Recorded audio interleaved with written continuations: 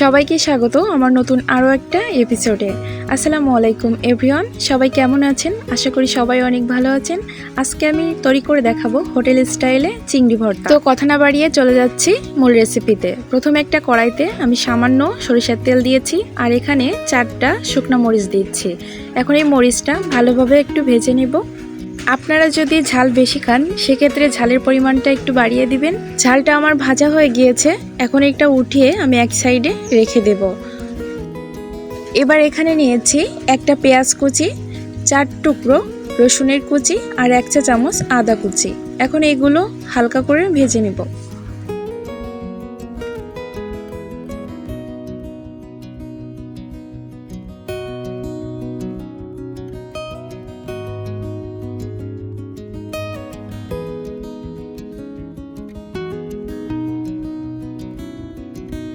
পেঁয়াজ রসুনটা ভালোভাবে ভাজা হয়ে গিয়েছে, এখন এটা তেল ঝরিয়ে আমি এটা উঠিয়ে নিচ্ছি।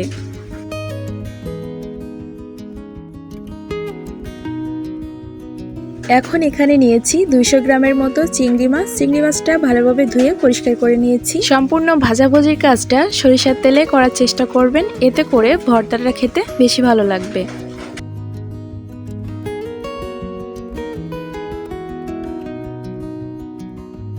দিয়ে দিচ্ছি হাফ চা চামচ হলুদের গুঁড়া আর দিয়ে দিচ্ছি হাফ চা চামচ লবণ।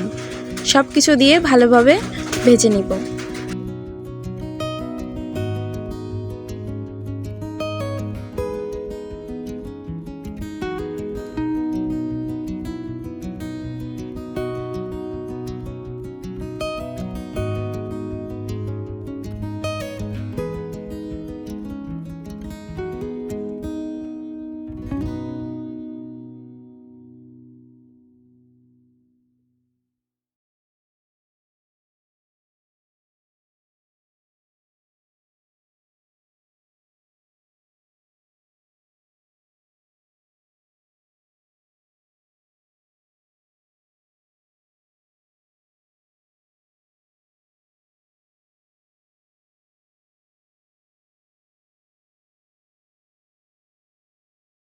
চিংড়ি মাছটা আমার ভাজা হয়ে গিয়েছে, এমন লাল করে ভেজে নিতে হবে। এখন চুলাটা অফ করে চিংড়ি মাছটা নামিয়ে নিব।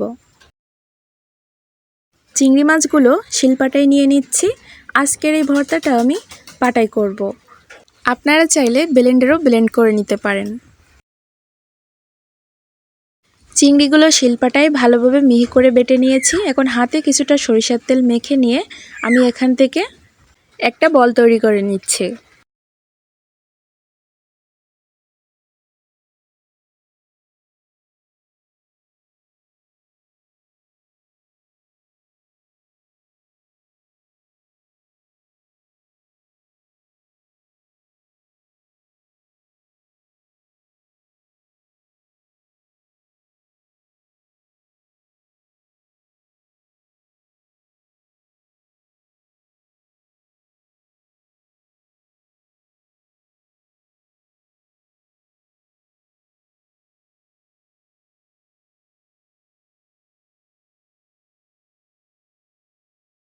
রেডি হয়ে গেল সুস্বাদু চিংড়ি মাছের ভর্তা।